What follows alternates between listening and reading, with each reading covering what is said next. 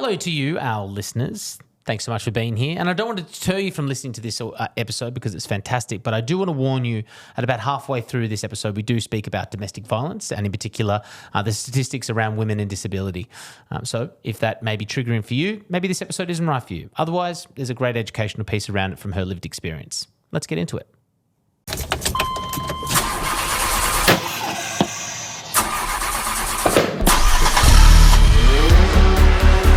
You are the first wheelchair user to compete in the Shitbox Rally. Never done it before, and I'm sure I'm going to do it again. But I had to pee in a bucket on the side of the road.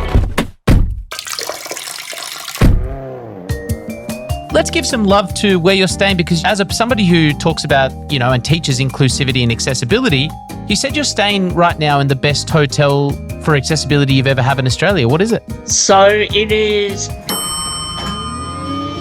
The statistic is women with disability are 40% more likely to be a part of a situation when it comes to domestic violence. There's less opportunity or less places for that woman with disability to go to after that actually happens. Some of the stories that we heard was just the fact that people just weren't wanting to acknowledge or hear or understand the needs of people with disability. Thank you. So I'm Mel Harrison and I am founder of Sitting Low, Reaching High, which is all about disability consulting across Australia. And essentially what I'm looking at doing is trying to make the life more diversity and inclusive for people with disability in this country in many different ways, but mostly around like safety and around social and sexual safety. And around accommodation and making sure that people have the ability to be able to just be part of society in the same way as other people. So for me, I have been a wheelchair user since I was 14 years old. I'm now 42, which I don't like saying all that often. I feel old now. Since I was 14, but I've worked in the space for 22 years, and I've also had a hearing impairment since I was 25 years old. You said you're a wheelchair user since 14. Yeah. Were you disabled from birth or did something happen to you around that time? No, so I wasn't disabled from birth, but essentially when I was born, I couldn't move. I couldn't do anything, essentially. So my parents were told that I was going to be like a vegetable for life, because that's the words that they used back in the day, back in 1981. And essentially for like 9 months, my dad had to tube feed me for me to be able to, and I couldn't move, etc. And all the doctors kept telling my parents that I couldn't actually move my body. My dad was like, no, she can. And he laid me on a block of ice and I kicked my legs. Which proved that I was a little bit stubborn. But then I went from like being like, like a child until I was 14 years old. I had 16 major surgeries on my back, and the last surgery resulted in me being in a wheelchair. So I never got the life of the normal kid where you could actually go and like play contact sports or just like the stuff that I saw my sister do, I couldn't do. And that was always something different. But at the same time, it's like, well, I also know that like my parents did what they could do to get me to where I was. How did that make you feel, not being able to do the same things as your sister as a youngster? Were you always comfortable with your disability, or was it a bit of a journey for you? For me, like I was always upset. It always made me feel like I wanted to be able to do what my sister could do. But at the same time, I was really happy watching my sister doing it because I knew that she was doing it for the two of us. And that was something pretty special for me because she was pretty, like she still is to this day, like regardless of sibling relationships, she's still the person that will do whatever she needs to do to make the two of us be okay with each other. Mel, we're 7 years apart, but, I sort of come to the end of the the culture of where you sort of grew up, and the culture has changed luckily around disability and the visibility around it. But, back in the 80s, was the attitude for your family being the first person directly affected by disability that, make her walk at all costs? Was the reason you had 16 surgeries because that was the attitude of the time, is whatever it takes to make our daughter, and to use your words, normal? And I'm using the little bunny ears. No, I like for my family, no, because my family are pretty cool around that. I think it was more around, that they just thought that if they kept trying, it would work. And then eventually, and the only reason why we stopped the surgeries was because the last surgery, when they told me that I wouldn't walk again, they told me I could have a surgery that potentially would enable me to be able to walk again, but I would have a stronger chance of losing the use of my arms. And as a 14-year-old girl, I was like, well, no, and I don't know if I can swear on podcast, but you can imagine what I said. But, so that was exactly what happened. But it was literally that whole perception of let's keep trying, and it was the medical people wanting to keep trying rather than my family as such. And you also hard of hearing, I would say, not obviously not deaf. So was that part of the medical complications of part, or was that just something that randomly hit you later in life? They really don't know, to be honest, because I've never actually been diagnosed with a disability or something that's going on, etc. So I've had testing. So I've had genetic testing, and they haven't worked that out, etc. So, but yeah, my hearing has been lost since I was young, but mostly since I was 25 years plus. And now I'm used to hearing aids. You've been slamming the speaker too loud. Got the boombox Listen, turned able up too loud on the max volume. Turn it down to halfway, Yeah, exactly. I don't want to hear people. I can take my hearing aids out. We won't be chatting for too much longer if we do that, I reckon. For somebody who does maybe know someone who is hard of hearing or deaf, just a reminder, this podcast is accessible. So this episode and all of our episodes are available on our YouTube and captioned personally by us. So, Mel, we have to give a shout out. We did start this interview before we hit record. I knew that you were in Tasmania. Let's give some love to where you're staying, because you, as somebody who talks about, and teaches inclusivity and accessibility, you said you're staying right now in the best hotel for accessibility you've ever had in Australia. What is it and why? Yeah. So it is Pepper's Silos at Launceston, and it's right on the water.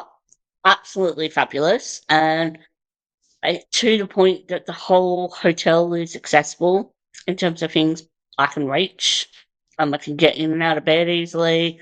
But the best part is that, transferring from the chair onto a toilet and onto the shower seat, and my chair doesn't slide when it's floor's wet, etc.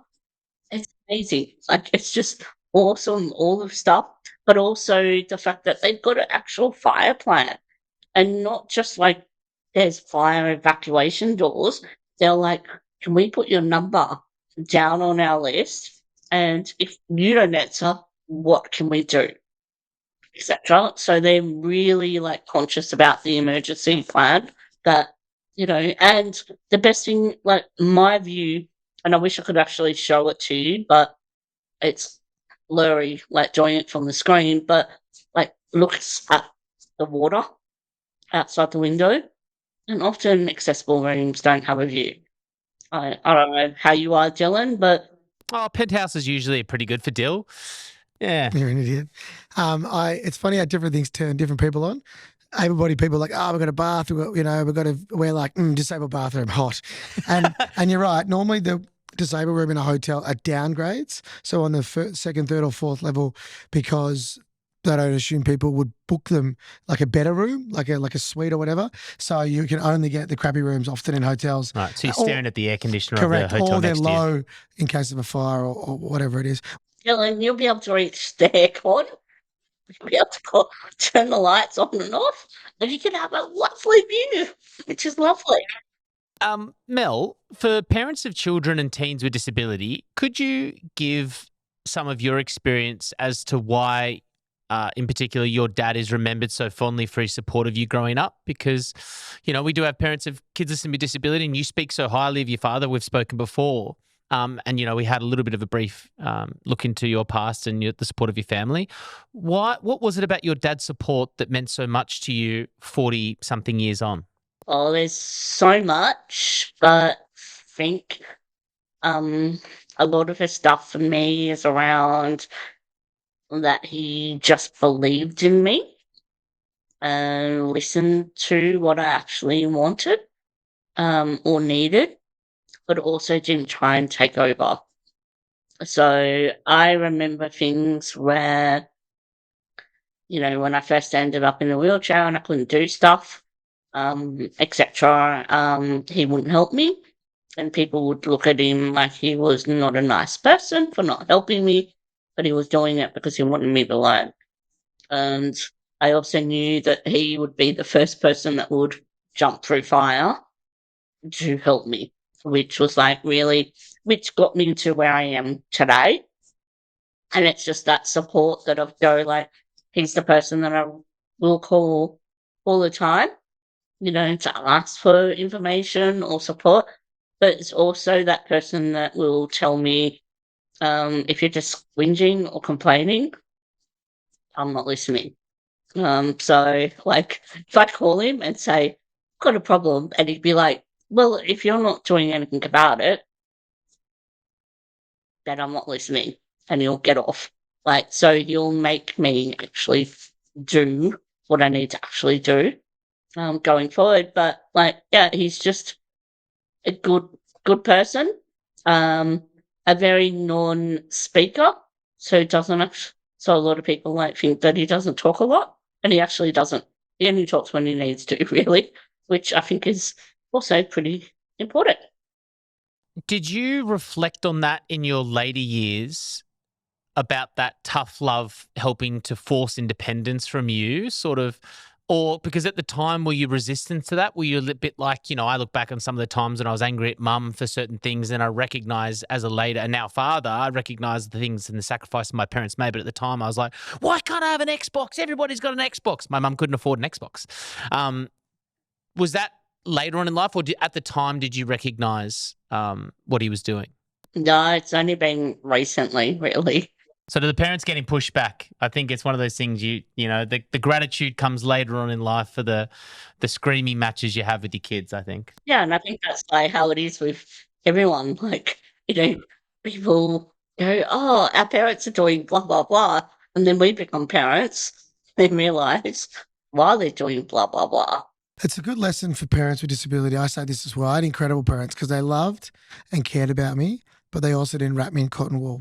But that's a fine line sometimes for parents to understand, because they think pushing their kid is not caring for them, and vice versa. They overcare, so they take away their voice. Would you agree with that? Oh, absolutely. And when we actually think about the reality, any child that becomes 18 with a disability, or any child, period, but I'm talking about disability, once they become 18, unless there is legal guardianship, there's no one that can take control over what they actually decide and not decide. And I think that's really important. And I think often when it comes to the disability space, that people think just because they have a disability, they can actually control that. 3 years ago, Mel, yourself and a colleague worked on a project to support domestic violence services, and you opened a refuge, the first refuge in Orange for women with disability, followed by Orange, Dubbo and Mudgee. Is that correct? Cool. The statistic is women with disability are 40% more likely to be a part of a situation when it comes to domestic violence.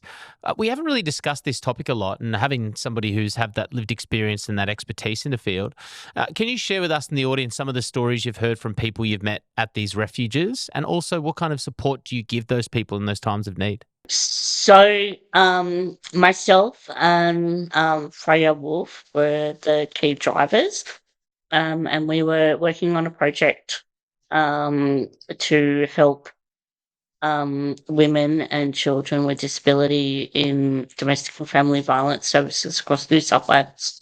And the reason we were doing that was because we understood that a lot of women, particularly experiencing domestic and family violence, weren't getting resources or getting any refuge or any help going forward. And if we look at the statistics, that women with disability are 40% more likely to experience domestic and family violence than someone that doesn't have a disability, which is quite huge. And then when you think about that's being a huger percentage, but then the fact that there's less opportunity or less places for that woman with disability to go to after that actually happens. So that's one of the reasons why we were looking at really trying to get that. And some of the stories that we heard was just the fact that people just weren't wanting to acknowledge or hear or understand the needs of people with disability. So basic things like, like someone with an intellectual disability might need a support worker. Someone that has that might be blind, they might need a guide dog. Someone that's deaf might need an interpreter. Someone with physical disability may need someone helping them to be able to get into bed or into the bathroom or whatever it is. And these are just basic stuff. Like it's just, I sit there and think it's 2023 and we're looking at basic humanity stuff to keep like at least 20% of the population safe.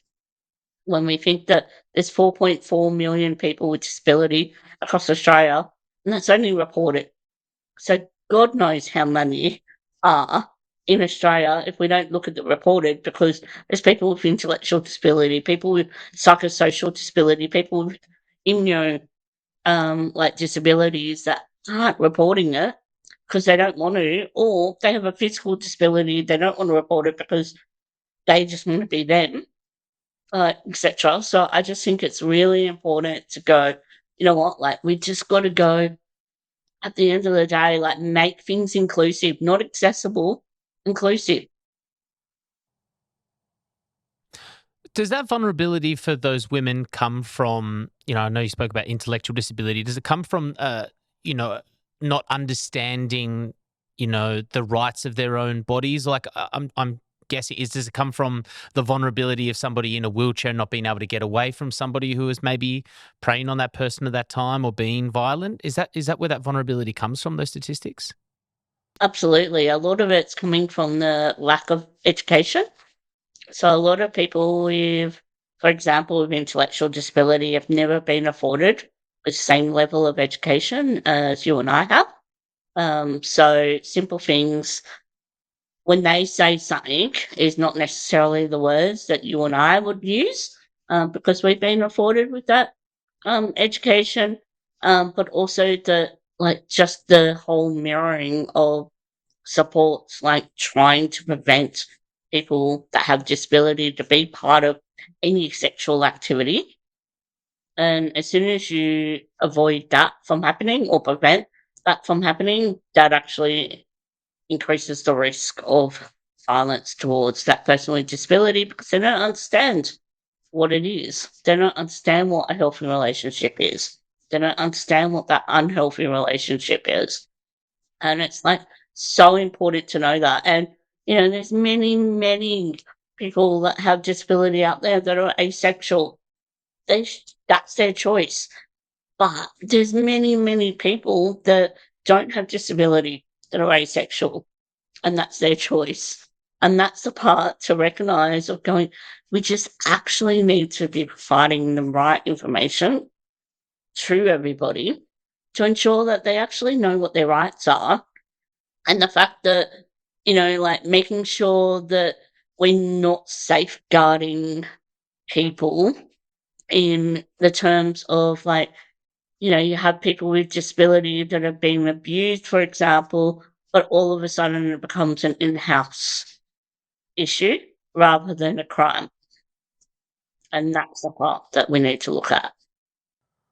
What was the reaction from the communities of where these refuges were? So it's not just about protecting vulnerable people, in this case, women and children involved with domestic and sexual violence, but you got to educate everybody else too about what is happening. So when you went into these communities, what was their response as a bit of a case study for other communities to copy?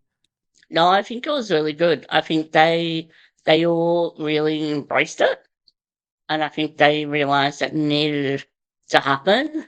But the issue, I think, was that, which a lot of people were saying, which is rightfully true, that there's still only a couple in each refuge successful. So if you're still looking at multiple people with disability that potentially are going through this, there's still not enough space. But it's still like that starting point. And that's the part that I sit there and go, well, you've got to start somewhere. On your website, Mel, it says that you challenge the idea of labels as you've never fit a typical label or defined yourself as being disabled. You did an introduction for yourself, but you didn't define yourself. How do you, what do you see when you look in the mirror as Mel Harrison? What do you define yourself as? Um, so I just see that person that just wants to be me and just like live, and I don't actually see myself as that person with a disability. So for example, if I book dinner, for example, or going out somewhere and there's a bunch of us and some are in chairs, some are not, I never include myself in the chair. Like I just see me as me and I just deal with. Um, Why not? because I think like I just when I ended up in the chair, like I had two really, really good close friends that were like, you're just Mel. You're no different than you were, like after the last surgery, and we're just gonna like keep continuing. And it's not about me seeing myself in the chair or not. It's just me seeing myself as me. I don't define myself in the chair. Um, and I don't see there being an issue. It's just more that I don't know. I don't know how you feel, Dylan, like about that, but Yeah, well, great perspective, by the way. And everyone, this is the cool part about this podcast is none of us are right or there's one way of doing disability. I am not Dylan in the wheelchair. I'm Dylan, but I'm in a wheelchair. So I love and own it and I'm proud of it and 100% would always say it. But that doesn't mean I'm right. Like it just means we're different and that's fine. And I think that, as I said, educating people around, we often hear this. It's like, oh, I didn't want to mention your wheelchair because I once talked to one person, they hated talking about it. It's like, well, sweet. That's like talking to two people with blonde hair. Don't like talking about their blonde hair. You know what I mean? In that sense. So, I like your perspective for you for sure. Yeah. I mean, I always would. I don't know. I just forget sometimes when I don't mention it, but it's not on purpose. I'd be like, hey, I'm by the way, I'm in a wheelchair if I remember. Yeah.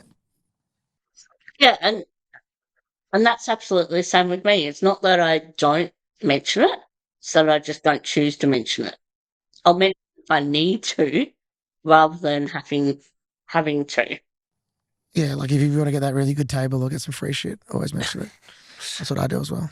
Yeah. Well, Mel, I hate to label you as a wheelchair user here, but you are the first wheelchair user to compete in the Shitbox Rally. What is the Shitbox Rally? For people who don't know, can you give a bit of a? I know this is one of your favourite points of your life, so can you fill people in who, if they don't know about those old cars with a bunch of stickers that sometimes drive down the main streets of our cities? Yep. So I'm joining the Shitbox Rally for the second time. And the Shitbox Rally essentially is raising money for the Cancer Council of Australia. But to be able to be doing it, you have to drive a car that's worth less than $1,500, and it can only be a two-wheel drive, and it's got to go across the Outback on off-sealed roads for like 7 days, and you're camping, etc., to raise money and hoping that you get across the actual line. I did it last year. from Mackay to Darwin, and I was the first person in a wheelchair to ever do it over the 12 years, and using hand controls. And from doing that, there was a guy that was following me, Chris, who did the rally in March, I believe it was, and that went from Wollongong to Tasmania. And now I'm doing it again from Port Douglas to Adelaide in Adelaide. So in October. And it's super, super cool because it's such a like an awareness raising, not just around like raising money for Cancer Council, but around disability awareness as well. Because there's so many communities that you go across in that 7 days. I've never seen anyone in a wheelchair. Never seen anyone with disability. What did you drive last time and what are you driving this time? Driving the same car. No way. What is it? So I'm driving a Toyota Tarago that's got 960,000 kilometres. What? Ooh, What wow. year was it born? 2006. Oh, Geez, someone that's ripped that. BC. God, that must have been a salesperson on the road selling phone books. God, that's a lot of K's That's to a get lot up of in that time. kilometres. Selling phone books in 2006, you reckon? Yes, one of my best mates, a cab driver. It's his old car, Oh, and when I bought it, it had 950,000 kilometres on it, and now it's got 962,000 on the meter. nice. So going across remote parts of Australia, the most remote parts, like you said, like even off-beaten, non-bitumen roads, what accessibility troubles did you have and how did you overcome them when you're literally using hand controls on dirt roads and camping on the side of the bitumen?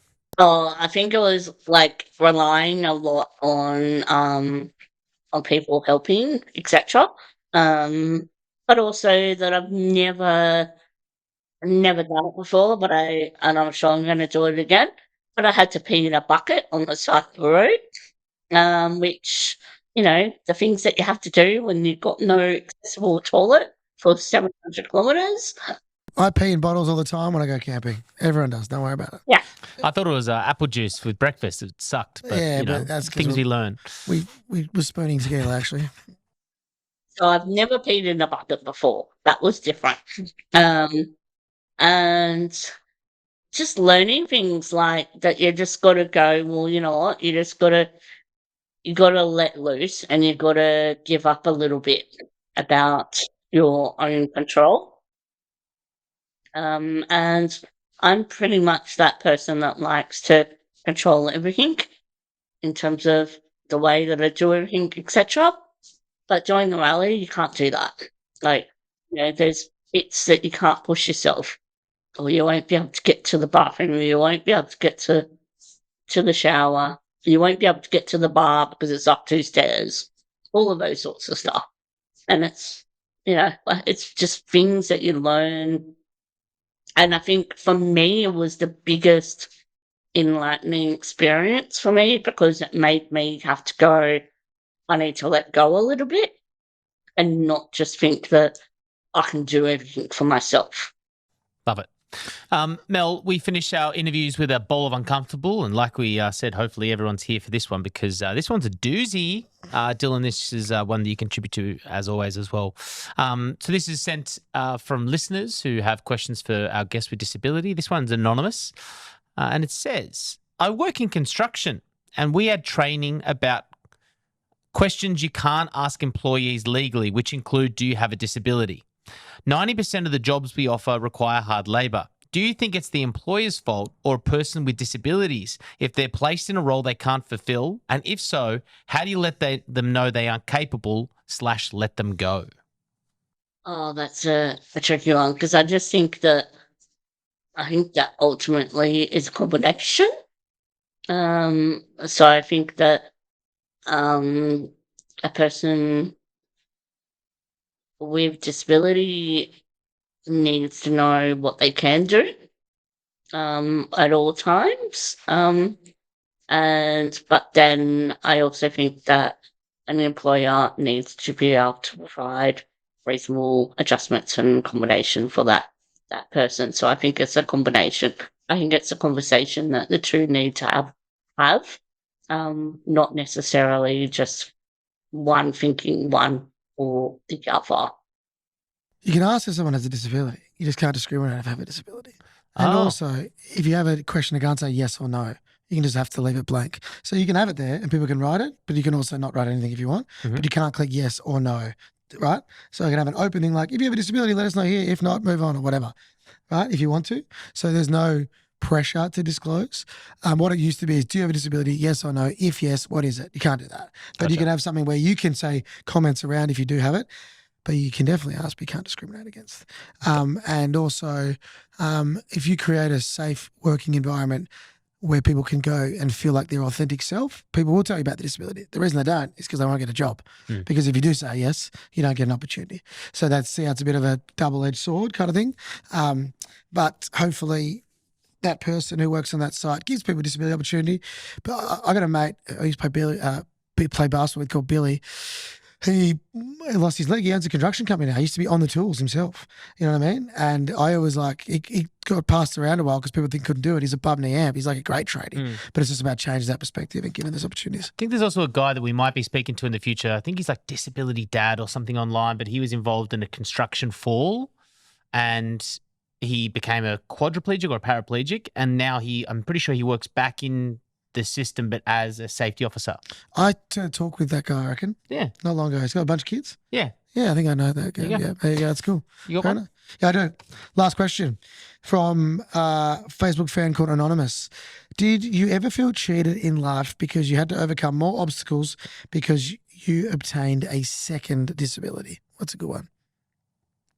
No, I feel like I was frustrated, but it also felt like so for me, ending up in a wheelchair was the easy disability. Ending up with a hearing impairment was a hard disability. So I struggled a lot more when I found out that I had hearing impairment than when I found out that I could walk again.